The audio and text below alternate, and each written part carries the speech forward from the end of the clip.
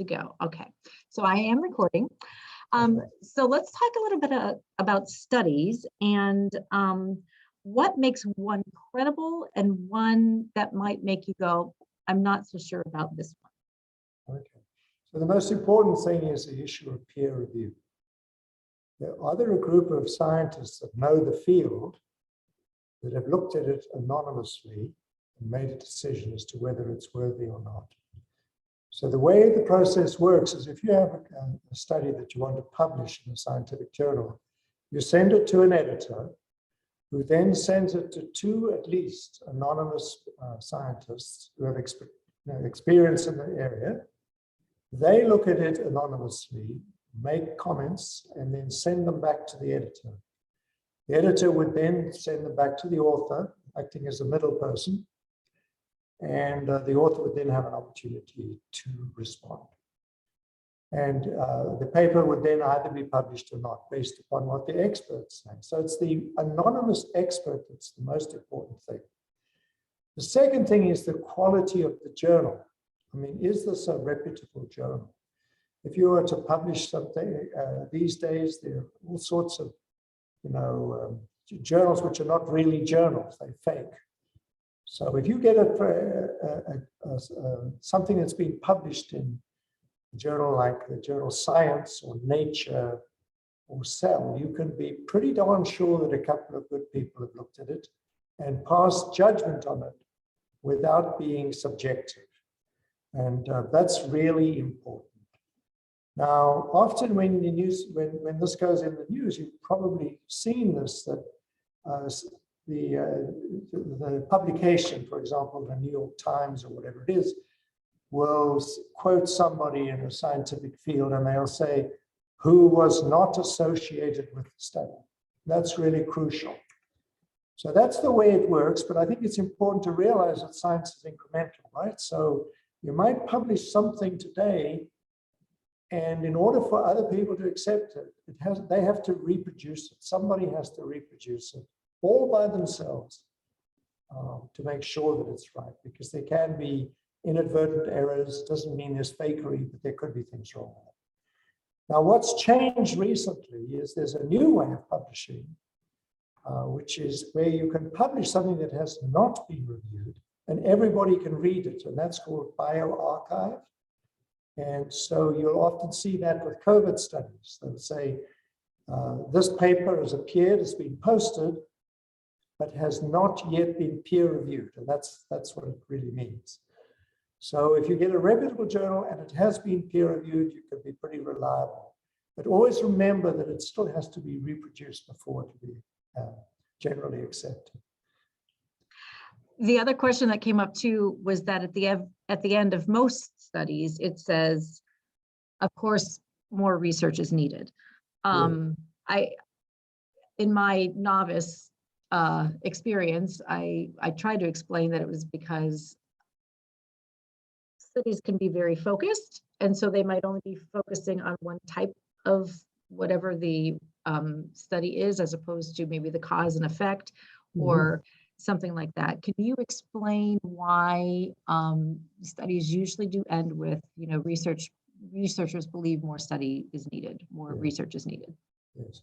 Well, research is definitely a community activity. As I said, one person might make one discovery, then another person will try and reproduce it and so on to make sure that it's valid. Also, distinguishing cause and effect is not always that easy to do. And we have to do what's called mechanistic studies. So I might find that there's a particular compound that seems to be causing cancer. Well, that's not causation. I mean, that would be just to observe that there's certain people that smoke, for example, that get cancer. In order to sort of complete the cause and effect, I might have to take cigarette smoke and show that if I put it into a culture dish with human cells, I can change them into cancer cells, something like that. So very often there are, and also we don't know when you do, for example, clinical studies where you start with maybe 20 people in a phase 1-2 trial. You might get a great result, But when you try 10,000 people, the result may not be as strong. So it's that process, is an iterative process. But scientists love, and the public likes to hear in real time what's going on. And sometimes this can be confusing. Yes. But I think, it's kind of fun to be part of the process, not just wait till the end, which might take 10 years before you really know. So but that's sort of what happens. And so because COVID is so new, it's hard to really study it, and yet we do have studies.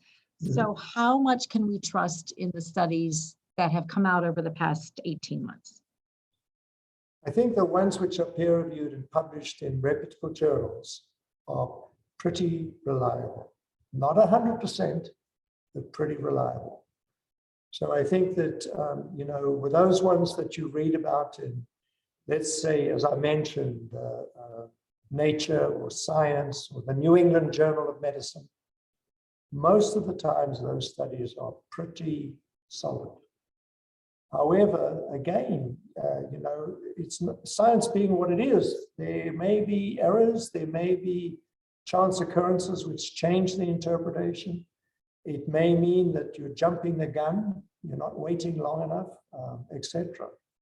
So it's been really amazing how the whole thing has been done in real time this time. And so a lot of these studies are actually published online before they've been peer reviewed.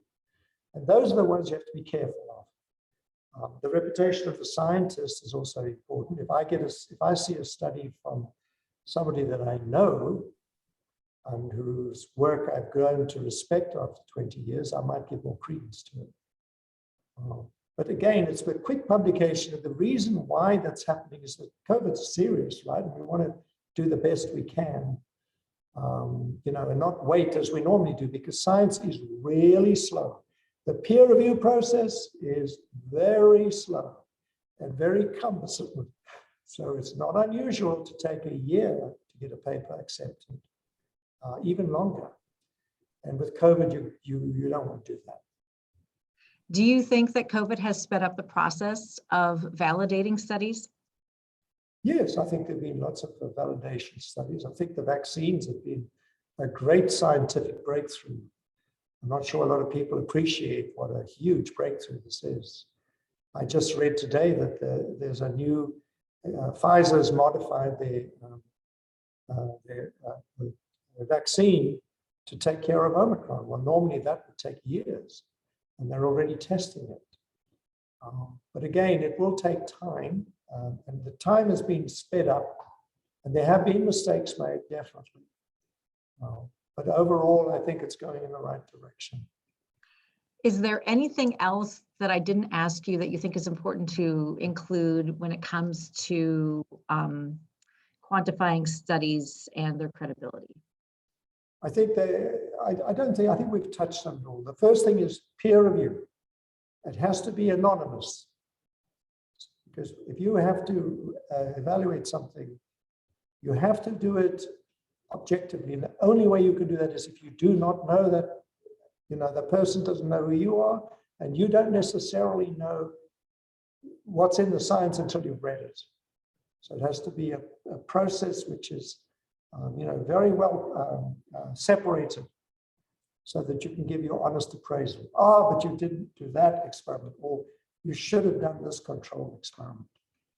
And the way to do that is to really look at the quality of the journals and the reputation of the people that are doing the work. Those are two easy things to look for. And also understand that when things are moving really fast, that there might be mistakes made, but overall, it's probably going to help in the long run. All right, that was all that I needed, unless there was anything else that you wanted to add. No, I can't tell you how impressed I am that you're asking these questions. I think it's amazing that you actually take the time to really find out about it. It's so easy to go on the air and say something without knowing, and you can mislead people. And I'm very impressed that you're taking Well, thank you. I think it's very important to quantify things. I've been reporting on health in the city now for 16 years, and sometimes we forget how important it is to inform our viewers of as to why, certain things come to light and some things don't. So, yeah, I thank you for your time and your expertise. I could think of no place better to go than the Van Andel Institute, where research is being done for 25 years. So. Yeah. Well, thank you for your time. I hope you stay warm in the 17-degree day. I just got back from LA, and so I know how Bit of a cold shocker. it is. Yes, I bet. Please, if you ever want anything else, it's a pleasure to speak to somebody that really cares. Great. Well, thank you so much for the beautiful compliment. I totally Okay, appreciate it. thank you. Have a great day. Bye-bye.